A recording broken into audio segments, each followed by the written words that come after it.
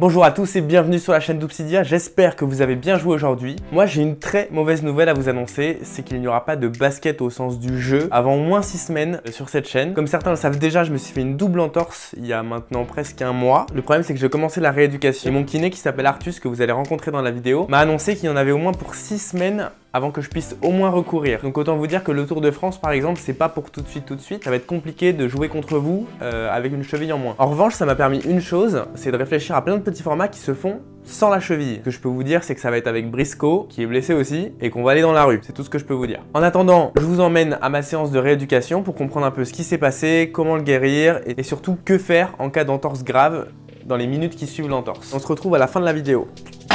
Irving and Curry, one-on-one. Irving puts it up. It's good. Kyrie Irving from downtown. Juste un petit mot, si vous êtes sensible, mettez une main devant les yeux pendant le début de la vidéo parce qu'il va y avoir les images de la blessure et c'est pas beau à voir quand on supporte pas les blessures.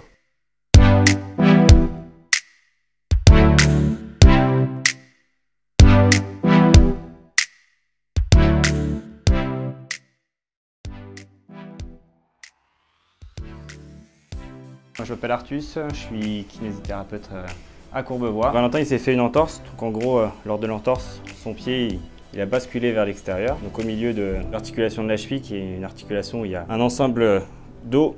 Le pied a basculé vers l'extérieur, le talus est venu taper sur la malléole fibulaire, puis sur la malléole tibiale, ce qui est venu écarter, ce qui sert de pince et de stabilité au niveau de la cheville. Sur Valentin, je travaillais sur son mollet. Dans son mollet, entre le tibia et le péroné, tu as une membrane interosseuse, c'est un tissu fibreux dans lequel tu as énormément d'artères qui passent. Et l'objectif, c'est de venir drainer cette membrane, faire une sorte de pompage au niveau de la cheville.